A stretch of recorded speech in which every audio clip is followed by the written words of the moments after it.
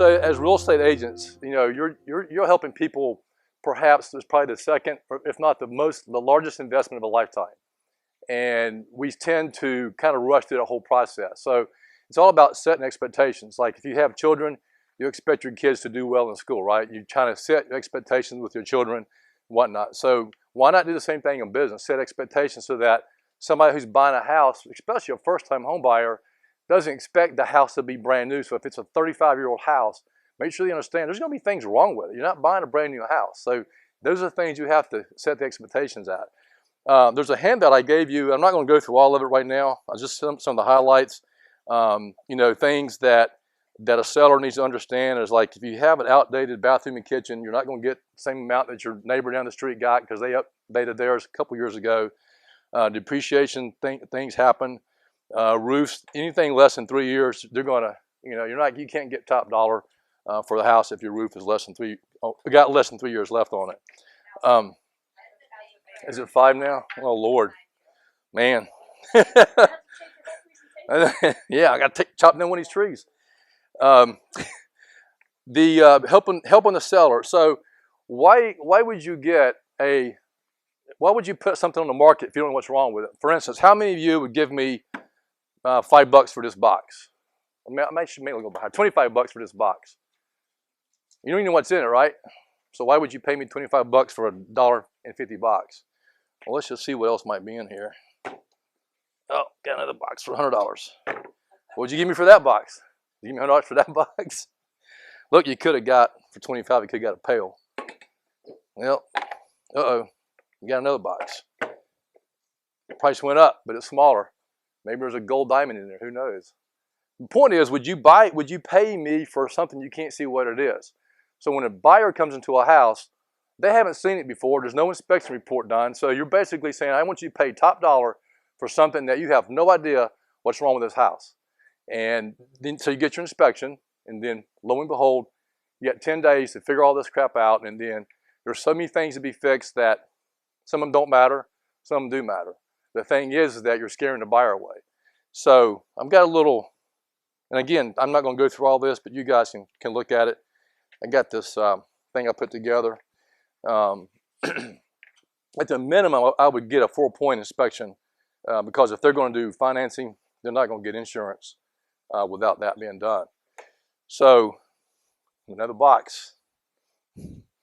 So the fantasy of buying a house, it turns into a real puzzle, a unicorn puzzle. Damage from rodents and termites is discovered. There's no use in continue to slither around as all this happens. Another rodent comes out. You find that you got broken trusses in the attic, and now repairs have got to be made. So now what you thought has to be more closely examined because of they found all that. So everybody starts looking at everything a lot closer. So what you thought was the apple of your eye now turns into a real lemon. It's all becoming a big hairy deal. So there's no use, again, slithering around with all these varmints that you found in the house. So to get the monkey off your back before it turns into a gorilla, now your inspection period is over. The deal cancels, right? Your contract just got canceled. When all really and truly what wants to happen is your client really wants to just cut to the chase to make their peeps happy and have their home sweet home.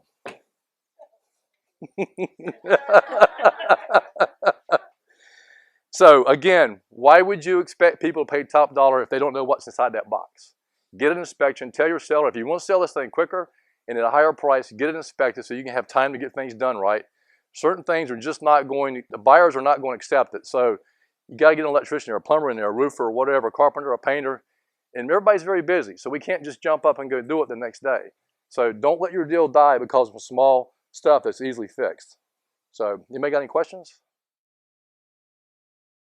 Yeah, we can give you somewhat of an idea because usually it's small stuff. I mean, most of the things that we do are under $5,000. A lot of them are under $1,000. So yeah, we can usually give you an idea so that at least you know, the seller can know, okay, do I want to say do that or not? I mean, to me, the as-is contract is the worst contract in the world except for investors because you're giving the buyer an out for anything.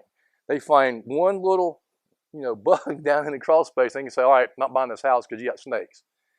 So I would never use the as is. I would use the one that forces the buyer and the seller to work out a deal and make it work, and then have the time to bring in people to make the repairs. But yes, to answer your question, we'll give you the inspection report is key for me to see. I can see what it is, the pictures, and I can give you a general range. Most of the time, it's going to be damaged trusses, some termite damage, a couple of electrical outlets that they're not grounded, maybe a small hole in the roof somewhere. It's almost always the same general stuff.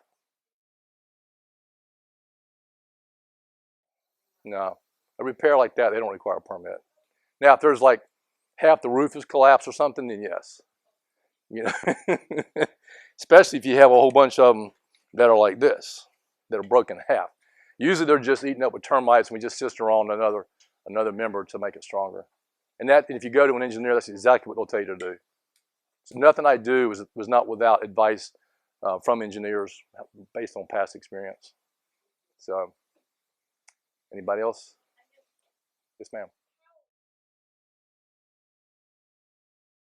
Well, everybody's very busy, but for realtor rescue jobs, I try to get to them as quick as I can. It just depends on if I get a plumber. I got one electrician I can get really quick. I got a plumber that's probably a couple days out, usually for that kind of work. I got 4 carpenters on staff in my business, so I can get those guys out real quick.